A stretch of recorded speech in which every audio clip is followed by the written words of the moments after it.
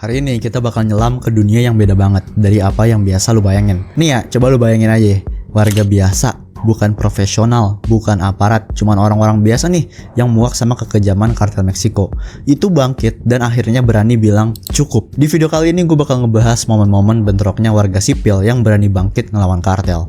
Oke, tanpa berlama-lama lagi, langsung aja kita mulai videonya.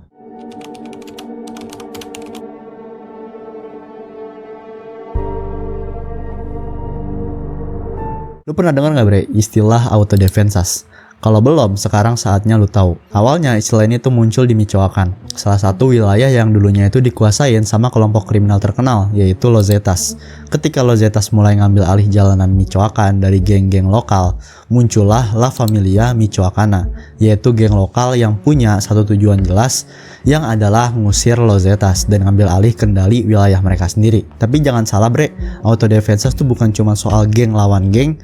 Lama-kelamaan istilah ini berubah makna, jadi simbol perjuangan warga biasa yang mutusin buat bertindak sendiri dan ngelawan kartel yang udah merusak hidup mereka. Ada satu kisah di tanggal 15 April 2011 di kota kecil bernama Ceran. Sesuatu yang luar biasa itu lagi terjadi, di mana adanya sekelompok penduduk pribumi cuman dengan bersenjatakan batu dan kembang api itu nyerang bis yang bawa penebang liar bersenjata lengkap. Para penebang ini kagak cuman ilegal tapi juga didukung sama salah satu kartel narkoba di Meksiko. Orang-orang Ceran ini beneran kagak main-main gitu. Mereka ngambil alih kota, ngusir polisi, dan ngeblokir semua jalan yang menuju ke gunung tempat kayu mereka sering dicuri. Lo bisa bayangin lah ya situasinya, penduduk biasa, tanpa pelatihan, tanpa senjata berat, cuman bermodal tekad doang buat ngelindungin tanah mereka. Dan yang lebih gila lagi, perlawanan ini ternyata sukses gitu hasilnya. Dari situ semangat autodefensas nyebar ke komunitas terdekat kayak Apopo. Lalu terbentuklah kelompok-kelompok yang mereka sebut Polisia Comunitaria, yang artinya polisi komunitas, atau Polisia Popular, yang artinya polisi rakyat. Tapi itu semua baru permulaan bre. Gerakan autodefensas ini tuh bukan cuma soal ngusir kartel dari wilayah mereka. Ini tuh tentang warga biasa yang ngerasa mereka ini kagak bisa lagi ngandelin pemerintah atau polisi buat ngelindungin mereka. Jadi mereka ngambil kendali sendiri.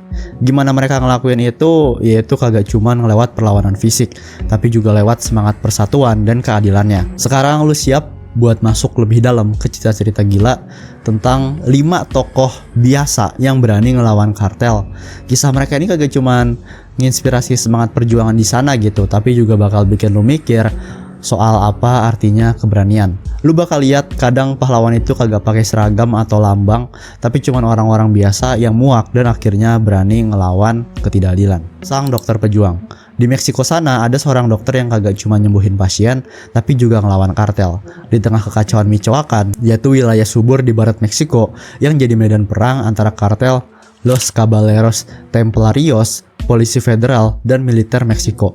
Muncullah seorang pemimpin moral dari barisan autodefensas. Namanya ini Dr. Jose Manuel Mireles Valverde. Tahun 2013, Dr. Jose ini jadi tokoh kunci yang mengorganisir pasukan bela diri dari berbagai wilayah di Michoacan. Misinya tuh sederhana tapi berat, yaitu ngambil alih kembali komunitas yang dikuasain sama Caballeros Templarios dan organisasi kriminal lainnya. Sebelum jadi simbol pahlawan, Dr. Jose ini adalah dokter yang sangat dihormati di Tempal Catepec. Dari jam 7 pagi, pintu kliniknya tuh selalu udah terbuka, dan dia ini kagak pernah berhenti ngurus pasien sepanjang hari. Tapi begitu matahari mulai terik, realitanya berubah drastis. Dia bukan cuma dokter biasa.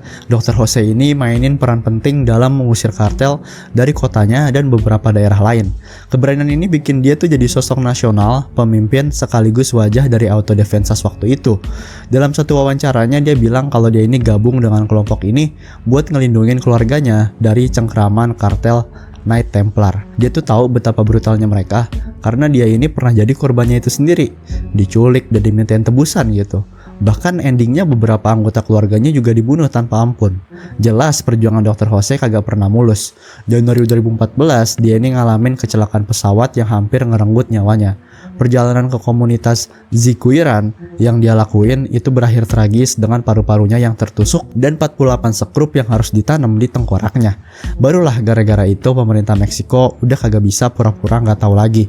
Mereka mau nggak mau harus ngambil tindakan besar-besaran, yaitu mereka ngerahin militer buat ngatasin kekerasan di Michoacan, termasuk melawan kartel dan milisi bela diri.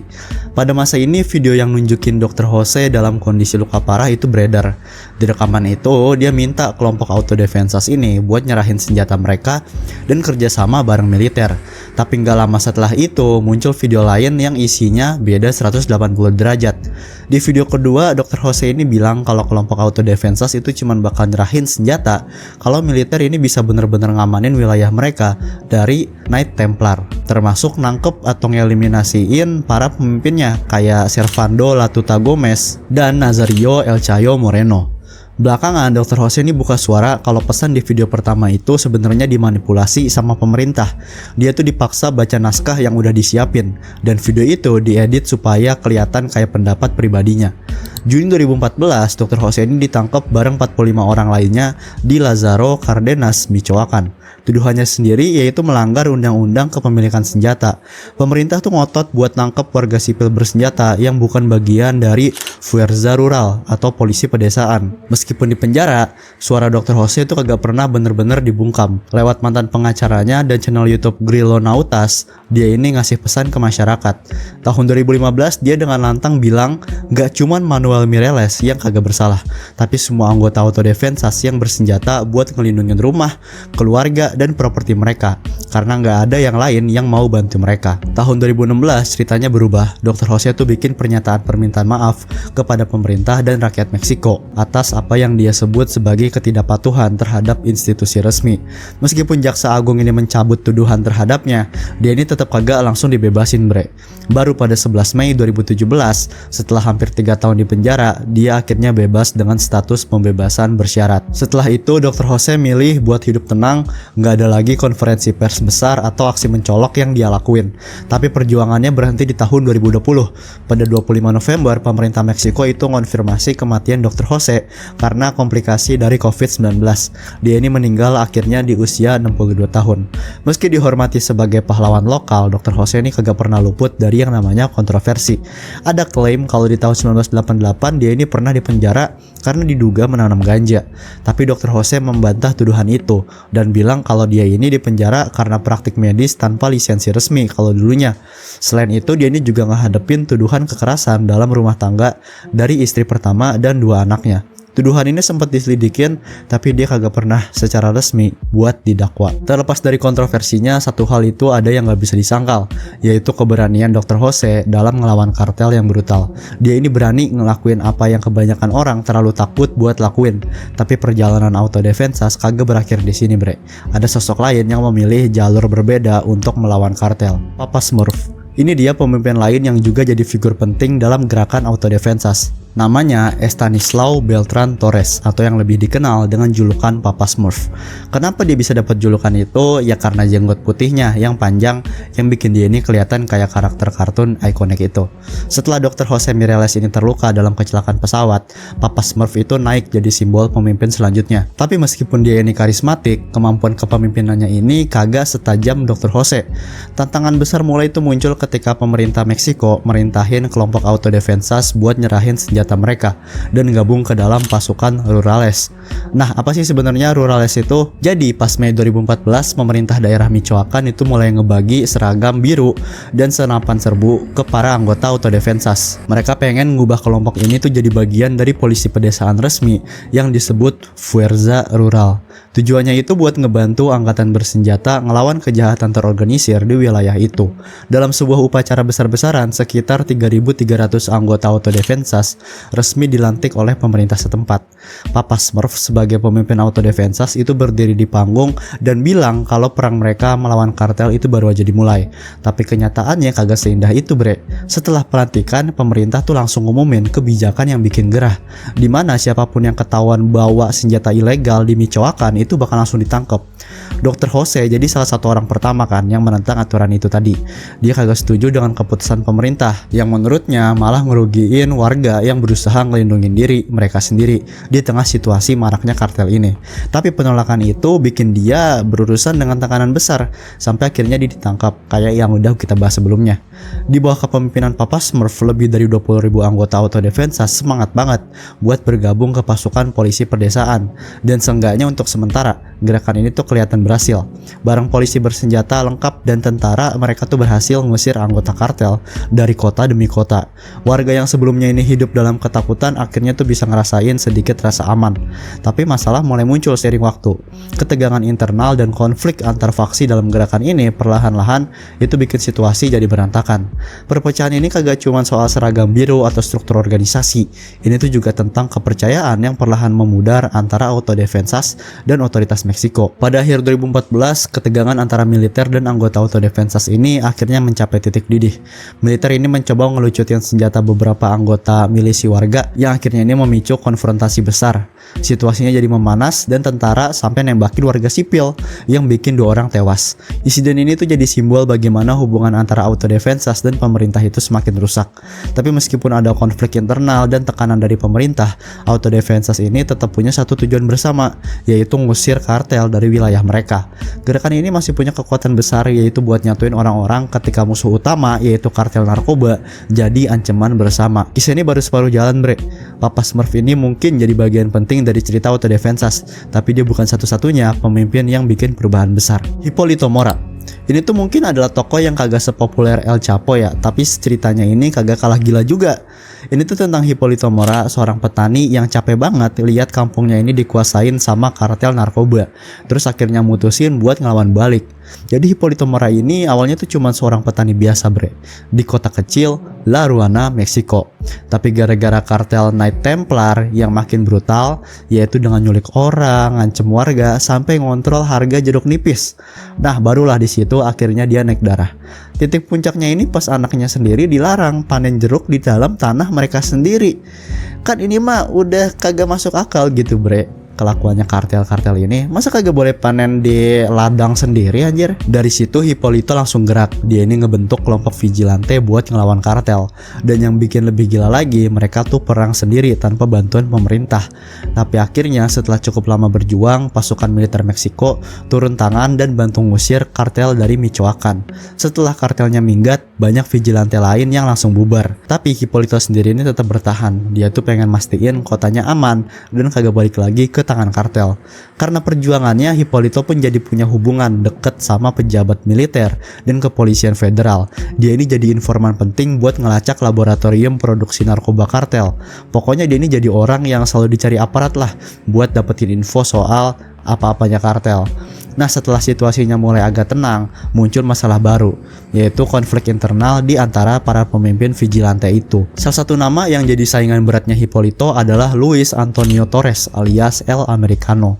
Mereka ini berdua sama-sama pengen jadi pemimpin kelompok pertahanan masyarakat.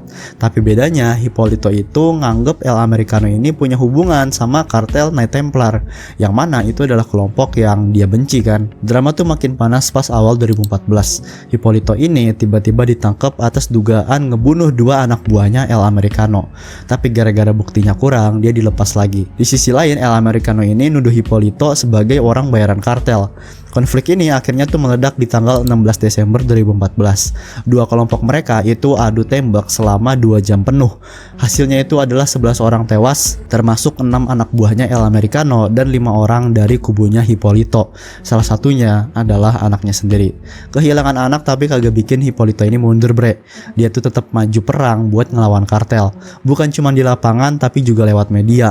Dia ini makin aktif ngebawa isu kartel ke publik dan ngedorong pemerintah buat bikin undang-undang yang lebih keras untuk ngeberantas kejahatan narkoba. Gak cukup berjuang di jalanan, Hipólito ini akhirnya coba masuk dunia politik.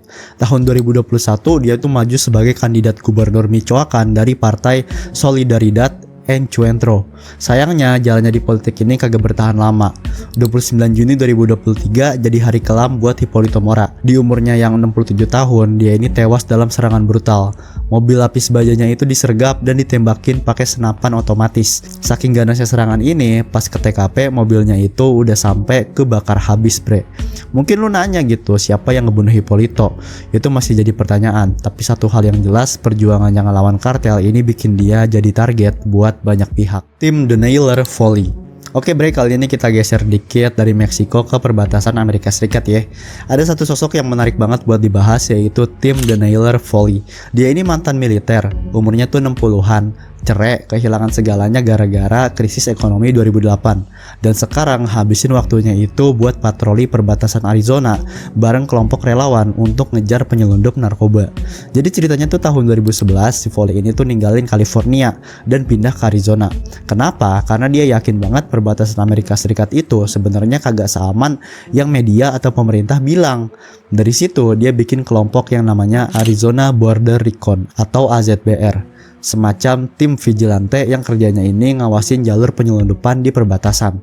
Awalnya tim ini kecil gitu, cuman 30 orang doang, tapi dalam beberapa tahun jumlahnya nambah drastis sampai 200 orang dari berbagai penjuru Amerika Serikat. Isinya tuh macem-macem, ada mantan tentara, ada warga sipil yang kagak punya pengalaman militer, tapi semuanya tuh punya satu tujuan, yaitu ngamanin perbatasan. Cara kerjanya mereka ini simple tapi terorganisir bre, dimana setiap 2 bulan sekali Volley ini bakal ngirim email ke anggotanya, kasih tahu kapan operasi berikutnya bakal dimulai. Biasanya ada sekitar 15-30 orang yang bakal ikut buat patroli selama seminggu penuh. Mereka mulai dengan bikin base camp, nyiapin alat komunikasi, ngeset tenda, baru dah mereka mulai patroli dan pasang strategi pengawasan. Target utama mereka ini adalah penyelundup narkoba yang bolak-balik nyelip lewat jalur ilegal di perbatasan Amerika Serikat dan Meksiko. Tapi karena mereka ini posisinya bukan aparat resmi ya kan, tim Volley ini sering banget kena kritik gara-gara nahan orang di perbatasan tanpa dasar hukum yang jelas. Volley sih ngeklaimnya timnya ini cuma nangkep pengedar narkoba, bukan migran ilegal. Bahkan katanya mereka malah sering nyelamatin orang-orang yang ditinggal sama penyelundup manusia. Tiap tahunnya tuh sekitar 12 orang berhasil mereka kasih makan, kasih minum, terus mereka serahin ke border patrol. Tapi tetap aja kelompok ini selalu dalam sorotan gitu. Nah ini ada kejadian menarik di tahun 2019. Ada satu orang tuh namanya Joshua Pritchard, warga San Diego yang kepengen banget gabung ke AZBR. Mungkin malah kelewat semangat gitu jatuhnya. Jadi si Pritchard ini tuh nyetir 7 jam dari rumahnya ke pos AZBR di tengah gurun Arizona. Masalahnya dia ini datang bawa senjata ilegal, termasuk silencer dan senapan laras pendek. Kan ini aneh ya. Pas briefing tuh Volley bilang ke dia kalau silencer ini kagak boleh dipakai selama patroli. Dan yang lebih penting, mereka ini kagak boleh sembarangan nahan atau ngelakuin kekerasan ke migran ilegal.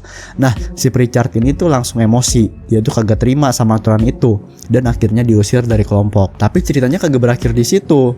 Beberapa waktu kemudian dia tuh mutusin buat balik lagi ke perbatasan Arizona. Masalahnya tanpa dia sadar, waktu dia pertama kali ikut AZBR, ada informan FBI yang ada di sana.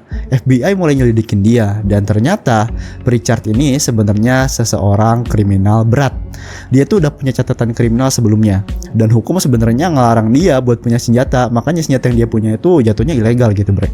Tapi karena keras kepala, dia ini malah bikin sendiri senjatanya di rumah. FBI nangkap dia dan akhirnya dia tuh dijatuhin hukuman 6 tahun penjara. Yang bikin ngerinya itu dalam salah satu rekaman percakapan dia ini ngaku kalau dia ini punya niat yang lebih dari sekedar patroli. Mungkin aja untuk ngebantai migran ilegal, kan goblok gitu. Bayangin aja kalau Volley ini kagak nyadar dari awal, bisa aja kejadian di perbatasan itu berubah jadi tragedi berdarah yang gak kita semua pengen gitu. Bukannya nyelamatin korban-korban dari organisasi yang kagak jelas gitu, malah bisa-bisa dibantai juga korbannya sama Pritchard. El Machete. Oke bre, kali ini kita ke Chiapas, Meksiko bagian selatan. Ada satu kelompok yang bisa dibilang itu udah bikin heboh sejak 2021. Namanya El Machete. Jangan salah, ini tuh bukan geng biasa. Mereka ini adalah warga adat yang capek ngelihat kampungnya ini dikuasain sama kartel dan akhirnya mutusin buat lawan balik pakai senjata. Mungkin sekilas lo ngira mereka ini mirip sama Zapatista, kelompok pemberontak yang mengguncang dunia di tahun 1994. Tapi bedanya kalau Zapatista dulu itu berjuang buat hak-hak pribumi, El Machete ini lebih fokus ngehajar kartel dan para pembunuh bayaran yang udah bikin hidup mereka jadi penuh teror dan sengsara. Jadi gini, di kota Pantelho, Chiapas, ada satu kelompok kriminal yang udah lama merajalela, yaitu keluarga Herrera. Mereka ini tuh diduga kuat bukan cuman geng jalanan biasa bre, tapi juga punya koneksi sama kelompok paramiliter. Aktivitasnya sendiri tuh juga macem-macem kayak penyelundupan narkoba, jualan senjata, pencurian mobil, sampai ngerampas tanah orang lain. Dalam 2 dekade terakhir, warga lokal itu nyalahin geng ini atas kematian lebih dari 200 orang. Bahkan ketika pemimpin mereka yaitu Austreberto Herrera ditangkap tahun 2019 karena kasus pembunuhan, anak-anaknya tuh langsung segera ngambil alih posisinya. Jadi ya kartelnya ini tuh bisa tetap jalan tanpa hambatan gitu, walaupun bos sebelumnya ditangkap. Yang bikin makin gila, geng Herrera ini tuh juga diduga punya hubungan sama wali kota setempat. Waktu pemilu 2021 mereka tuh terang-terangan maksa warga buat milih partai PRD. Pakai ancaman gitu, kalau kagak milih PRD siap-siap aja bakal ada yang hilang, lu atau orang-orang terdekat lu. Dan mereka beneran nekat gitu. Mei 2021 salah satu warga adat dibunuh di ladangnya sendiri. Tujuannya ini buat bikin warga lain ketakutan, tapi efeknya malah sebaliknya. Gara-gara insiden itu, warga yang udah muak akhirnya angkat senjata, dan dalam hitungan hari mereka bentrok sama geng Herrera dalam baku tembak. Hasilnya 2 anggota kartelnya tewas, dan dari situ El Machete lahir. Tanggal 7 Juli 2021 sebelum matahari terbit, El Machete ini mulai gerak. Mereka tuh ngepasang blokade di jalan menuju pusat kota Pantelho. Geng Herrera tentunya kagak terima gitu, dan hasilnya seharian penuh itu kejadian baku tembak di seluruh kota Pantelho. Orang-orang di sana panik, ya kebayang lah kan hidup di daerah yang selama ini udah serem, terus tiba-tiba jadi medan perang gitu. Akhirnya sekitar 6.000 warga itu kabur ke gunung buat nyari tempat aman bre, dan banyak yang ngungsi ke sekolah atau gereja di desa-desa sekitar. Besok paginya aparat Meksiko akhirnya turun tangan, tapi yang kagak mereka kira, El Machete ini malah nyerang mereka di salah satu pos blokadenya. Hasilnya 9 polisi dan tentara itu luka-luka. Tapi akhirnya El Machete mundur dan pasukan keamanan berhasil ngambil alih kota lagi. 3 hari setelah perang kota itu, El Machete akhirnya muncul ke publik. Dalam sebuah video, perwakilan mereka yaitu pakai topeng dan bawa senjata berat, dia tuh ngasih klarifikasi yang isinya kayak gini. Tujuan kami bukan nyakitin warga, kami cuma mau ngusir para pembunuh, bandar narkoba, dan geng kriminal. Kami bergerak karena udah gak tahan lihat saudara kami dibantai. Tapi masalahnya, klaim mereka ini tuh berbanding terbalik sama kenyataan di lapangan. Dari Maret sampai awal Juli 2021, seenggaknya 12 orang tuh udah tewas. 1 orang hilang dan 3.000 orang lagi harus ngungsi gara-gara kekacauan ini.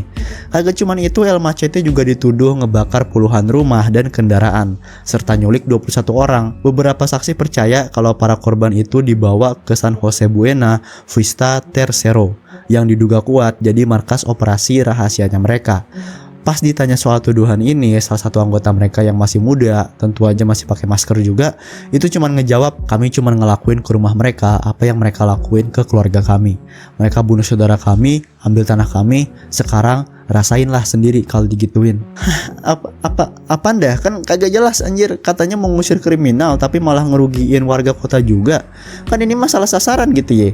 Bingung dah sama nih kelompok, apa mungkin gara-gara udah ngerasa punya kuasa kali ya. Oke bre, itu dia buat video gue kali ini, dimana kita udah ngebahas momen-momen bangkitnya warga ngelawan kekejaman kelompok-kelompok atau organisasi kriminal.